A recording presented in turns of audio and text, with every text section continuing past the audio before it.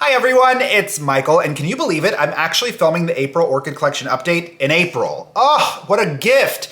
And that's only because I'm actually on PTO this week, and thank goodness for that because I desperately needed it. I'm just using this time to tend to, of course, my plants and a series of other domestic affairs, so that has been really nice, and I strongly encourage you, if you have paid time off, take it.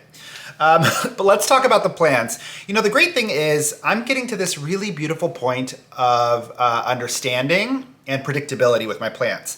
Everything is going exactly as I anticipated it would. All of the plants that are going into a transition from dormancy, like my catasetums, are putting down roots beautifully and doing it in a very predictable way. I just feel excited to have really established such a strong rapport with each of these plants because, you know, I haven't added new ones in a long time, so I kind of know how they all behave, kind of know their rhythms, and that's a really beautiful place to be in. Now, having said all of that, let's talk about my routine this month. It's the exact same as it was last month. I'm continuing to flush all of the orchid containers once to twice a month, depending. And I'm doing that with tap water. Once again, the tap water in San Francisco is very soft, an average TDS of around 6 to 10 in my home. Then beyond that, I'm watering in between those flushes with a dilute nutrient solution. So I'm continuing to use Dynagrow orchid fertilizer, and I am tempering that just slightly with a little bit of CalMag because that has been so essential for the health and vigor of my plants. And that's pretty much it. They're just kind of on a roll and doing their thing. I'm really excited to see some familiar blooms and bloom again. So without further lead in, let's just go ahead and talk through the plants that have something new, different, and interesting happening this month. All right, my friends, jumping in with number 3 in the collection, this is my Sonara Aloha Sparks. And what I want to highlight on this one is the flower spike is already 3.5 feet tall and it's not even fully developed yet. It is just, I knew this plant was going to be vigorous. It gave me a 4-foot flower spike the first year I had it, but again, I divided it poorly and it really struggled to recover. But now that it's recovering, it's kind of returning to that same momentum that it used to have, and it's so beautiful to see. Now moving to number 7 in the collection, this one is actually one of the ones that has been inconsistent with me for the first time. So ordinarily this plant will give me a Herald bloom in March and then it'll bloom for me in May, and it did neither, but it did, however, provide 2 keikis. And I really thought I had stopped that problem a while back because I removed all of them, I divided the plant, and only the division of the plant continued to experience them, and it's because I was neglecting it. But I think this one might just it might be time for a repot. I mean, especially if you go into the center of the plant, you can see that the innermost and oldest canes are beginning to rot. And that's standard. You know, they use these old canes like battery packs to fuel the plant even when it can't bloom any longer. But it's not behaving as predictably as it normally does for me, which is a sign that something is off. So I think I need to get this one just kind of rehomed slightly. Now moving on to number 8 in the collection, this is my Banfield Armistice Maze, and this one burst into bloom without my awareness. It's just, look how stunning it is, you guys. She's so, so beautiful.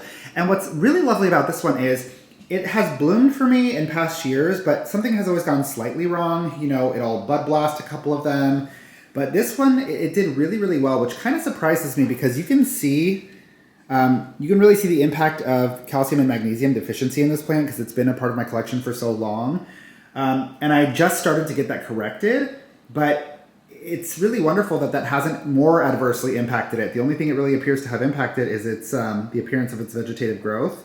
So it's just, I mean, it's just so beautiful. I can't stand it. Ugh. Moving on to number 11 in the collection, another winner. This is my Psychopsis mendenhallhildos with its beautiful 3 little flower buds. And of course, they're not blooming all at the same time, but they're trying to get on a rhythm with one another.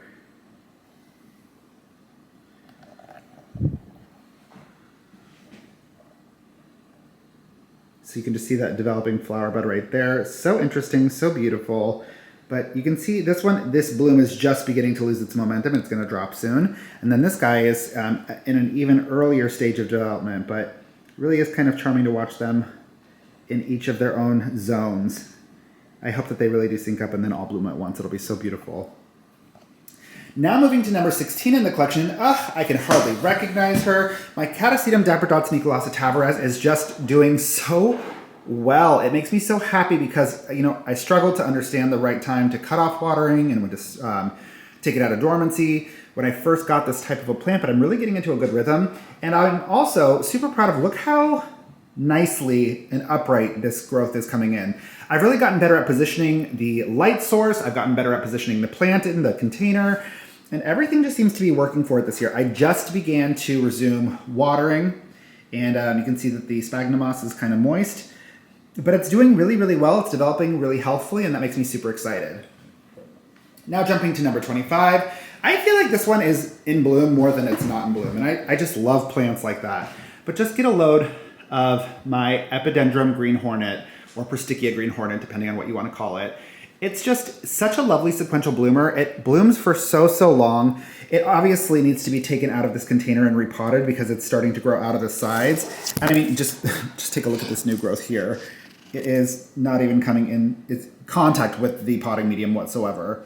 But if I take you in here, you can see, I don't know if you can see, right inside of the flower sheath, this one is going to be producing a flower spike shortly, and that's going to bloom for a long time too. That's the thing with plants like this. I just never quite know when the right time to divide is, because it's just never going to have a good time to divide. You know, it just wants to keep growing and growing no matter what the circumstances are. So I'm going to get this figured out, but it is so beautiful and it makes me so happy. Now on to number 28. This is the first time I've ever seen this plant. I don't think it's struggling. I know exactly what needs to happen with it, but it's the first time I haven't seen it be incredibly vigorous. This is the beloved number 28 in my collection, but this plant, it has grown so significantly that the plant is barely, you can see it's like climbing out of the pot, that the roots, the new viable roots are just like barely making any contact with the water reservoir. It drinks its water really, really quickly, and then it just, you know, dries out quickly. And I mean, Cattleyas like to be dry, but I think this is excessive. Also, I've resumed traveling for work, so I'm not super diligent about like refreshing this or misting this while I've been away, and I can really see the impact. So I think what needs to happen is that this needs to be unpotted. I need to clip away all of, and I don't know if you can even see them, the dead and decaying old canes. I think all of those just need to be clipped off. This plant can be potted in a much more compact fashion. Like if you look at it, it's definitely over potted given its size. So once I remove all of the dead bulbs and put it closer to its water reservoir, I think this plant will do much better. And of course, the lack of calcium and magnesium has really adversely impacted this plant. You see it most legibly here, but now that I have that corrected, I'm feeling really good about it. It's just, it needs to be able to drink more regularly. Now moving to number 29 in the collection, this is my Ulafia Peter Sai. And you know, I never know if this one's ever gonna actually bloom for me, but I do feel a lot of pride about how much momentum and progress it's made. So you can see, this is the bulb that I bought. I didn't know what I was doing, so I made it grow this tiny, tiny, insignificant bulb. Then the year after that, it grew this one. And then the year after that, it grew this one. And now it looks like it's, I don't know, it kind of seems like it's on track to give me one the size of the original growth when I bought it. And that excites me. Now, I'm not saying that this plant is thriving, because it's supposed to be an outdoor desert succulent type cactus. You know, it's supposed to receive very, very similar care to a succulent. So I'm curious to see how this one will progress, but it is doing much better than it has been in the past. So that's nice. On to number 33 in the collection. This is my Dendrobium Tangerine, and you guys, I haven't lost a plant since February of 2019, and I'm very proud of that. But I think this one might be one of the first to go. It's so strange because I've pointed this out many times on this plant before. It grows this strange scale type thing along its canes. And I got it to subside for a period of time. So it grew these two old growths had it all over. And then I finally got it to put out this really beautiful, really healthy growth. And just recently it got covered in those black scale-like things. And I don't know what's happening, but this was a brand new growth, this part right here. And how sad and devastating. The baby died. It's like, I've never had a new growth just like wither like that. So I'm not quite sure what's different here. This is getting calcium, magnesium. It was doing really, really well, but I think that this plant might just have a very real pathogen-based problem. And that makes me feel leery of leaving it around my other plants. And I mean, that's the trick with orchids. Sometimes they die so slowly that, I don't know, you drag your feet on making a definitive choice because you're like, well, it's got time. It's, you know, it doesn't seem to be moving forward or backwards, but something needs to happen with this one. Okay, another one. Wow, this is a less positive Orchid collection update that I anticipated giving you. This is number 34 in the collection. This is my Ludicea Discolor Jewel Orchid. But I, in my last video, mentioned how much I overlooked this one and how it really needs to be repotted because it's always so dry. And then look what happened. It's actually kind of fascinating. Do you see? These are the rich, thick, juicy, healthy growths. And it used to be like that, and then it just really quickly withered and died. And it's strange because this one looks vigorous over here, but you can see that it's not anchored to anything healthy or that's actually metabolizing water or nutrients. So I'm going to clip it right about to here. I'm going to put this just in a vase of water and wait for it to root. But wow, that took a turn quickly. On to number 36, another success story, and probably the success story of my Catasetum types. Just get a load of my Fred Clark Yara After Dark SVO Black Pearl. This one put down a root system like nobody's business. You guys get a load of this. It is just really making itself comfortable in the container. I've resumed watering for this one and it just gulps down its water. I've got that slow release fertilizer in there. If you haven't seen my video about how I pot these, I'll go ahead and link it below. But it is just doing so well, and just like number 16, it's growing perfectly upright. I have it positioned in the container just right. I resumed watering just right. I think we have a really, really exciting grow season to look forward to from this one. Now moving on to number 43 in the collection. This is my Echinacea Pencil, the last standing survivor of my orchid flask experiment. And what's interesting about this one is since I've been gone and since I have not been diligent about misting or watering, it took a quick turn, and look how much of it has died back. It's really sad and really unfortunate, but I do think now that I'm traveling again, this plant is going to require more consistent moisture with less attention. So I think that plopping this in some sphagnum moss is going to be the best course of action. And that's not my favorite grow method, but I do think that it is what this plant is asking for. Jumping back in with number 46 in the collection, this is my Obsidian Twinkle. This plant just makes me so happy. It is so easy. It gives me so many blooms. It is so fragrant, and it's just darling and compact. What a lovely little plant. This one will also need to be repotted because you can see it's becoming quite crowded in the container. It is really, the bulbs are now beginning to grow outside of the container. So it's time for a repot, but I just don't want to disrupt it. Look how it's just so cute, and the smell is just so lovely. And I know you've seen them 1,000 times, but my wedding day Phalaenopsis orchids are all still very much in bloom and just being so happy and vigorous and healthy. They're so cute. I mean, honestly, I just I can't get enough of them. They just make me so happy because they're just so persistent. They just really want to be in bloom all the time, and I don't know, they just make me happy. Now moving on to number 57 in the collection, this is my Pacquiao Pedulum Maculi Curtis Napa Valley. And this one, you know, it's interesting because I have seen no drawbacks of sustaining a really, really humid environment and watering directly on top of my plants, as long as you sustain a strong source of moving air, of course, which I do. That's what that ceiling fan is for. But it's interesting that this one does not seem to like it. You can see from the discoloration on the bloom itself, but also this has not stopped progressing, and I've cut it back so many times. I don't really know why it's doing that. I don't know. And the funny thing is when I take this out of this grow space and I don't allow it to get, you know, misted or any of those things, it does seem to stop.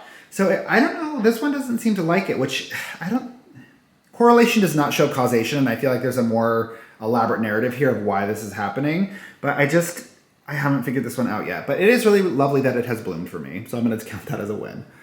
Now on to number 56 in the collection. This is, of course, one of my personal favorites, my Mtonia Sunset, and I'm just so happy I got this one repotted into sphagnum moss. It really does like it so much more than it likes semi-hydroponics. It is so much happier and more vigorous. And the interesting thing is it appears to be producing 3 buds on each spike. This plant is capable of producing 5 buds per spike. So I still don't think it's fully recovered, but it's definitely on its way, and it's a lot more happy and vigorous than it was in semi-hydroponics. Now moving on to number 59 in the collection. This is my Clawesia Rebecca Northern, and it's really, really coming along so nicely, just like all of the other Catasetum types. If I take you straight into the base, really just look at how quickly it is putting down those beautiful new expansive roots. This one I have not resumed watering. I have only begun to mist it because I just don't feel like the roots are long enough to merit initiating the watering process, but I think we'll get there at least within the end of this month. Now moving on to number 60 in the collection. This is my Belara Peggy Ruth Carpenter, and I don't have much to say about this one other than I love you. Just so consistent, so beautiful, so easy, and also in need of a repot because it's starting to grow outside of the container. But this plant is just so peculiar and wonderful, and the coloration of that beautiful soft lavender and deep maroon and these stripes of almost lime green, it's just such a stunning plant. I just love this one, and I'm very grateful to have it in my collection. Now on to number 67, the last one in the collection. This is my Epidendrum hybrid rose. Now this one is still in bloom, also a sequential bloomer like many others in my collection, and it's just doing great. You know, it has been blooming for a very, very long time. So strange, so wonderful. It almost has this like furry little lip. But what I wanted to showcase here is I did repot this one. I was anticipating doing it into semi-hydro, but I did want to see what putting it in a more constricted grow container would be like. Because stability is such an overlooked component of orchid health, because these plants don't want to feel like they're teeter-tottering wildly in a container. If they feel like their roots are liable to break because they're moving so much, I feel like they don't invest that much in root growth. My personal theory, don't quote me on it. But I put it into this container and look what it immediately started to do. Do you see all of the new root growth coming off of the old root system? It's really beginning to like circle the container because finally it feels that it's being hugged and that it's kind of snug and secure. That's why orchid root systems generally like a warm hug. They want enough space to be able to wiggle a bit, but they don't want to be able to teeter-totter. And I think that making this change has really impacted this plant positively. So I'm really excited to continue tracking it and see how it progresses. And with that, that's pretty much it. Thank you so much, as always, for choosing to spend your time with me. If you have any questions, concerns, or feedback, go ahead and leave it in the comment section below. Be sure to support one another in the comment section because I'm so seldom available to do so. Don't forget to click subscribe and have a beautiful rest of your day. Mwah! Bye, friends!